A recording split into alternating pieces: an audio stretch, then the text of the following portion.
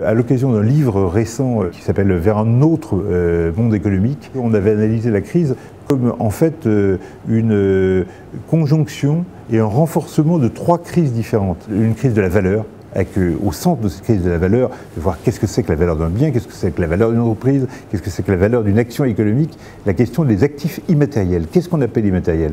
Est-ce que c'est un truc avec des droits patrimoniaux qui permettent de bien cerner ça, un peu comme les brevets, ou bien est-ce qu'au contraire c'est des flux, un rapport un petit peu métaphorique avec la notion d'actif au sens matériel du terme, mais qui n'est pas exactement ça. Ça, c'est une question qui nous semble très importante. Il y a une deuxième crise importante qui est la crise plutôt de ce que Antoine Robiscoul, un des auteurs du livre, a appelé la crise du corps propre des entreprises, c'est-à-dire des entreprises qui non seulement sous-traitent tout un ensemble de fonctions, comme on le voit depuis 2 ou 3 décennies maintenant, mais qui se situent de moins en moins par rapport à un métier, un produit, une appartenance sectorielle, mais qui essaie de se définir plutôt par une des grandes valeurs et des grandes thématiques sociétales, comme Apple l'a fait d'une certaine manière par rapport à l'esthétique. Qu'est-ce que c'est qu'Apple? Est-ce que c'est un acteur d'informatique? Est-ce que c'est un acteur des télécoms? Est-ce que c'est un acteur de la musique? Est-ce que c'est un acteur de l'entertainment, de la distribution de services? Non, c'est un acteur qui maîtrise l'esthétique comme lien entre lui et les personnes. Il y a des tas d'autres exemples.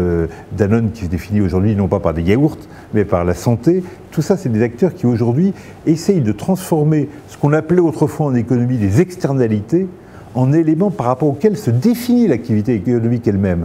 Un autre économiste a appelé ça la revanche des externalités. Ça, c'est un deuxième sujet important, l'espèce de crise de redéfinition du corps propre de l'entreprise. Et puis il y a un troisième élément qui est le rôle nouveau des personnes dans la société, qui fait voler en éclats toutes les frontières anciennes entre notamment les consommateurs et les producteurs, avec l'interactivité, la volonté de participation à la conception, à un rôle beaucoup plus actif de la part des personnes. Or, ces trois types de crises se renforcent les unes les autres et renvoient à des thématiques qui aujourd'hui donnent une espèce de champ aux réflexions sur la rencontre entre le green, l'IT, le développement durable de 2.0. Tout ceci est un élément extrêmement nouveau et qui amène à regarder autrement le rapport des personnes à ces deux espèces de grands ensembles si importants aujourd'hui que sont la noosphère, la circulation des informations, des connaissances, des savoirs à travers les technologies, et la biosphère, c'est-à-dire